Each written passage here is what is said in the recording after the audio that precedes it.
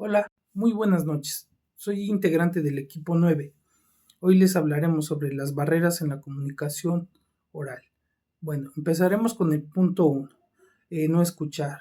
La comunicación es la base de todas las convivencias. Es importante que aprendamos a escuchar y a comunicarnos. Más que nada, respetar siempre las respuestas de los demás, las opiniones de los demás, no siempre interponer nuestras opiniones sobre la de los demás. Un ejemplo que nos daban era que una ama de casa por la noche estaba hablando con su esposo, estaban platicando, su esposo estaba entretenido viendo la televisión y estaba leyendo el periódico.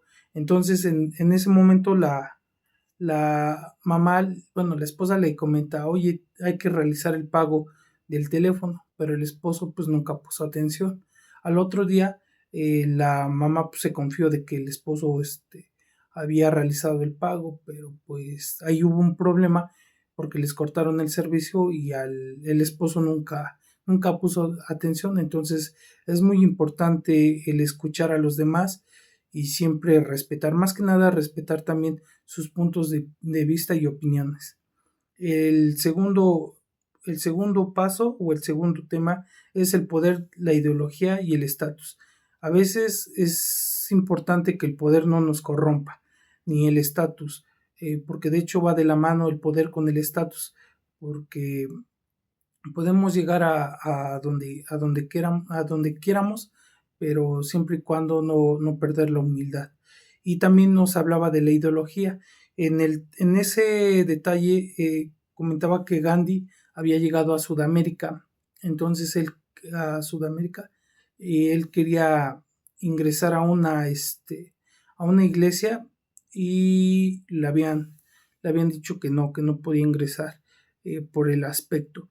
Entonces, ahí también, pues, eso es importante, el no discriminar, el siempre ser inclusivos con todos los demás, no por el simple hecho de que a lo mejor no hablen el mismo idioma o no tengan las mismas creencias religiosas o políticas, eso no debe de implicar en tener esas barreras en la comunicación. Después de ahí vamos al punto 3 que es el prejuzgar, adivinar o suponer. A veces la suposición o el adivinar van de la mano, porque creamos construcciones neuróticas, mentales, o nos imaginamos cosas que puedan ser y que puede llegar a que no lo sean. Ahí nos comentaba un ejemplo de un borrachito que llegaba con su periódico, llegaba con un sacerdote, entonces el borrachito le decía que quería hablar con el padre, pero el padre pues lo ignoraba. El chiste que él empezó a decirle que por qué daba la artritis, entonces pues ya tenía molesto, muy molesto al padre, entonces el padre pues empezó a ver los puntos negativos del borrachito como para hacerlo sentir mal, pero después de que le explicó que no, que la artritis daba que porque eran alcohólicos, porque eran mujeriegos y cosas así que a lo mejor creía que tenía el borrachito, pues le preguntó el sacerdote al borrachito, oye, ¿y por qué la pregunta? Y el borrachito le contesta, oiga, es que aquí leí en el periódico que el padre pues tiene artritis. Entonces supuso muchas cosas el sacerdote antes de aceptar o tratar de comunicarse con esta persona. Y por último, el cuarto punto es las actitudes negativas.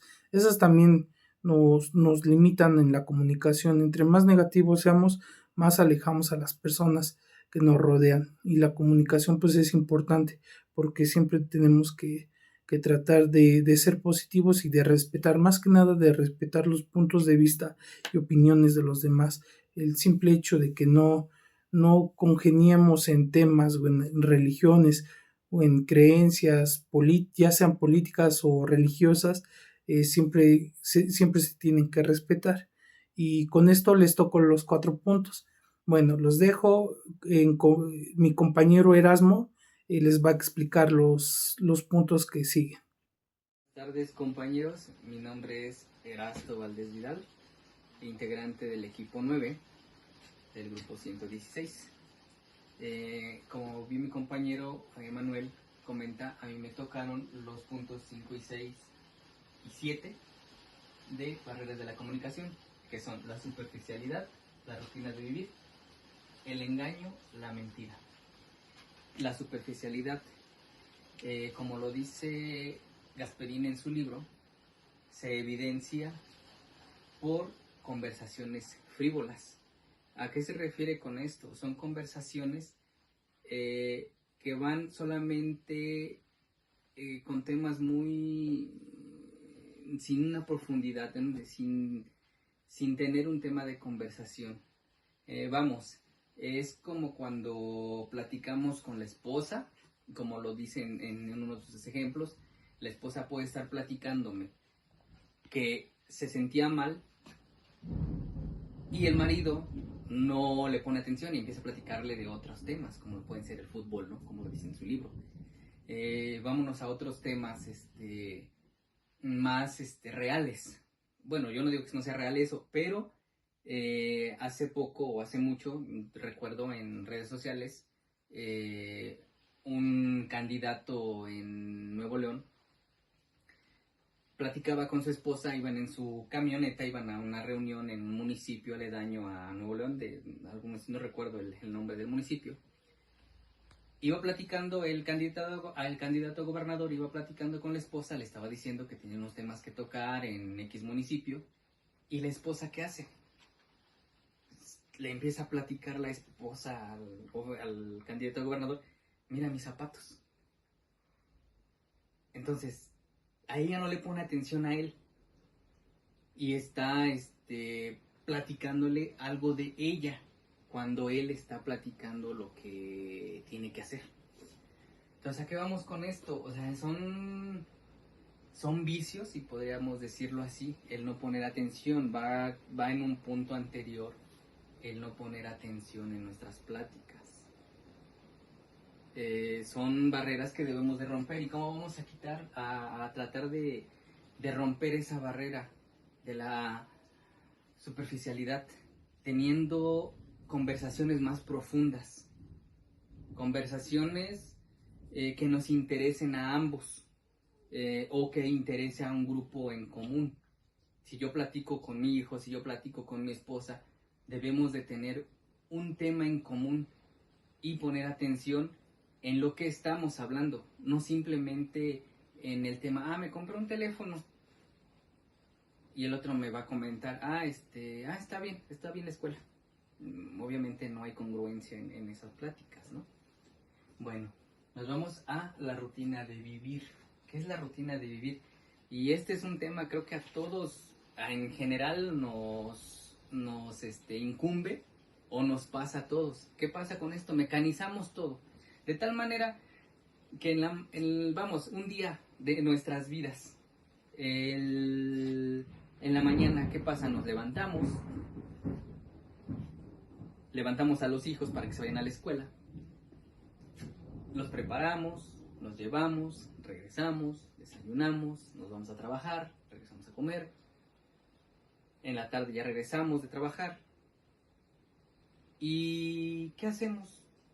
Simplemente sentarnos sin platicar, sin expresarnos lo que pasó el día a día de cada uno de la familia, desde los hijos al esposo, la esposa. ¿Cómo rompemos esa rutina? Y lo hacemos nosotros. Es un ejemplo, puedo ponerme de ejemplo yo con mi familia. ¿Qué hacemos nosotros? Cuando llegamos, cuando nos reunimos ya todos en la mesa a la hora de cenar, comenzamos con pláticas: ¿cómo te fue? ¿Qué viste el día de hoy? No nos quedamos en la rutina nada más de llegar, sentarnos y se acabó. No, vamos a comentar qué es lo que nos pasó el día de hoy. Mira, me pasó esto, vi esto nuevo, oye, ¿qué crees? Que un cliente me dijo esto y requiere esto, y se van llevando poco a poco a otras pláticas y a otros temas, ¿no?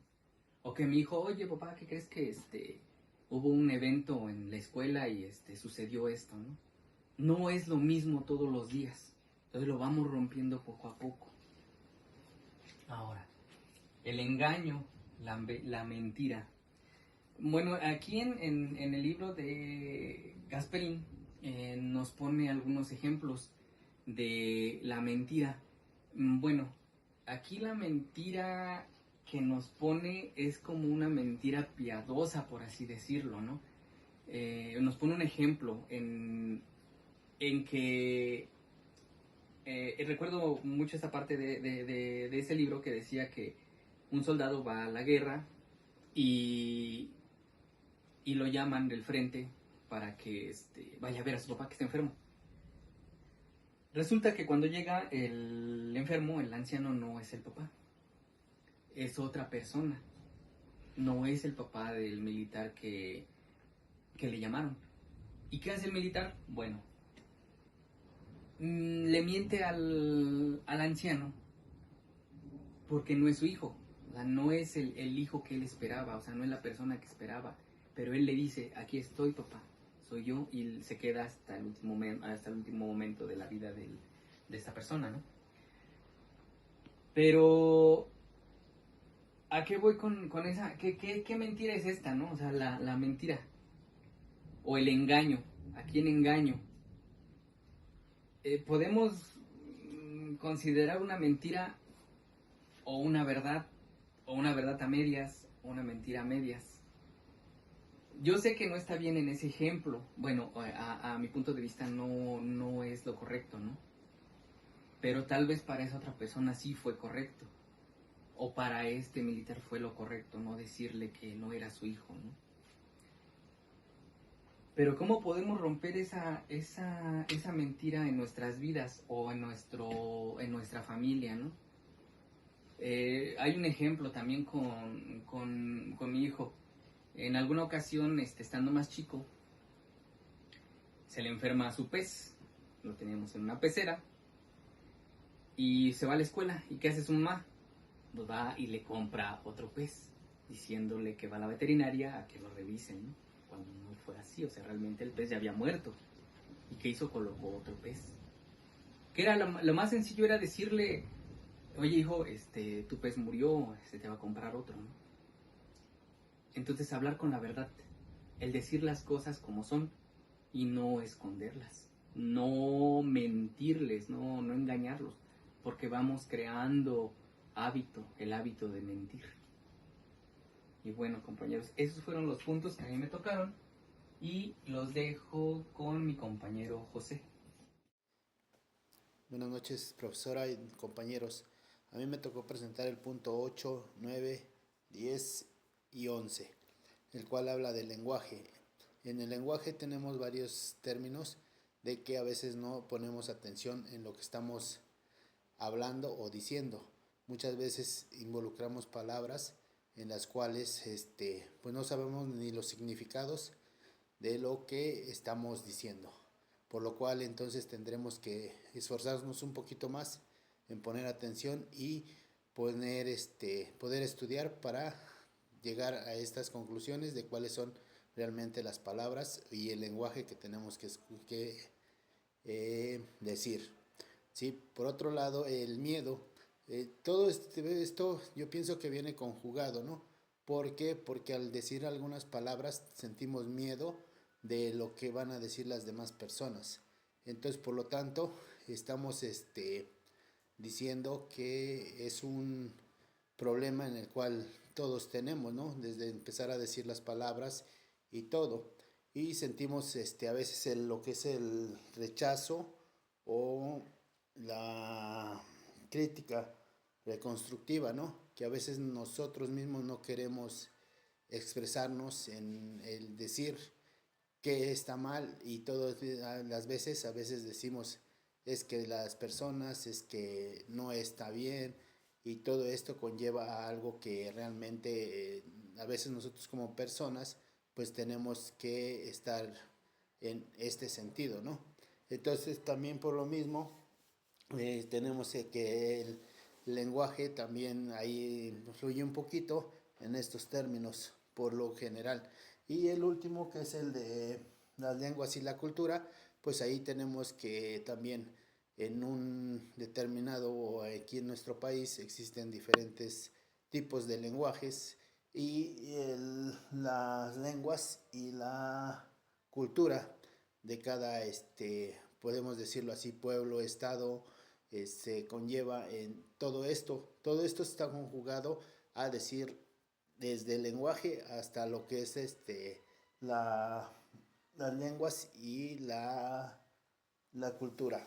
Sí, por lo mismo entonces tenemos que estudiar un poquito más para poder ingresar, digamos, saber expresarnos en todos los sentidos.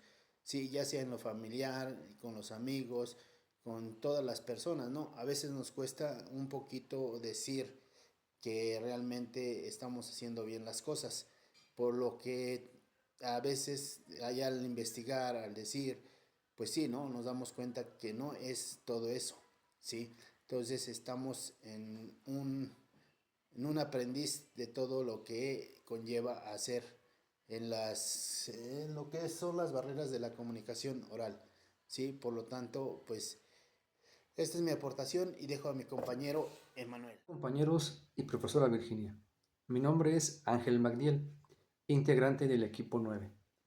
Continuando con las barreras de la comunicación, la siguiente nos dice, el creer que solo existe una realidad, la nuestra, por supuesto. Esta barrera surge cuando nuestras relaciones, desde nuestros diferentes roles, como por ejemplo como esposo con nuestra pareja, como padre con mis hijos, como alumno con mis compañeros y profesores, no comprendo o no entiendo su percepción de la realidad. Esto nos puede traer conflictos en nuestras relaciones. Para ejemplificar esto hay una historia corta, donde 4 ciegos conocen por primera vez a un elefante. Cada uno toca una parte diferente del elefante. El primer ciego toca el elefante y dice, un elefante es como un tronco. El siguiente toca el elefante y dice, estás loco, un elefante es como una cuerda. El siguiente ciego toca el elefante y dice, están locos, un elefante es como un abanico. Y el último ciego toca el elefante y dice, están locos, un elefante es como una lanza. Si nos damos cuenta, cada uno se cierra, no ve la realidad total o no ve un aspecto más amplio de la realidad. Eso es todo a lo que se refiere esta barrera. La siguiente barrera trata de la prisa, la impaciencia. Esta barrera surge debido al ritmo tan acelerado de vida que tenemos. No tomamos el tiempo para pensar, para escuchar, para expresar nuestras ideas, nuestros sentimientos. Esto puede ocasionar malos entendidos o que demos respuestas equivocadas. Como ejemplo, esta historia donde 2 amigas, una de nombre María, sale de su casa deprisa, tarde, va a tomar el autobús, se dirige al paradero, va corriendo, se va a subir al autobús y su amiga le grita y dice, María, ese autobús va al centro. Ella deprisa no escucha, simplemente responde, sí, sí, es el que necesito. Tiempo después de haberse subido se da cuenta que va en dirección incorrecta. Su amiga con el tiempo le dice, si me hubieras escuchado, con tiempo, con paciencia, no hubieras tomado el autobús equivocado. Entonces, compañeros, hay que tener el tiempo para escuchar, tiempo para analizar y para expresar nuestras ideas y pensamientos. La siguiente idea habla de el modo, que el modo es más importante que el que expresamos. Del tono de voz, de nuestros gestos, de nuestra actitud, dependerá la retroalimentación de con quien nos estemos comunicando. Si nos expresamos de forma agresiva, lo más seguro es que se pongan a la defensiva. Si nos comunicamos con un lenguaje técnico, puede que nuestra contraparte no nos entienda. Y si hablamos de forma irónica y sarcástica, pues la otra persona se va a sentir, o sea, se va a sentir ofendida. Entonces, para romper esta barrera, hay que hablar con sinceridad, con respeto, con tolerancia y cuidar nuestras palabras, nuestra actitud, pedir las cosas con cortesía, con amabilidad, para poder sobrepasar esta barrera. La última barrera, la siguiente barrera es el no empatizar, el no ponernos en los zapatos de la otra persona. Cuando no hacemos esto, no ponemos atención en las circunstancias de la otra persona, en sus sentimientos, en su estado de ánimo. Con nuestra respuesta podemos incluso, si damos una respuesta completamente fuera de lugar a la circunstancia que esa persona está viviendo o sintiendo, podemos incluso herirlas. Aquí recordar que pues, debemos de tratar a los demás como nos gustaría que nos trataran a nosotros.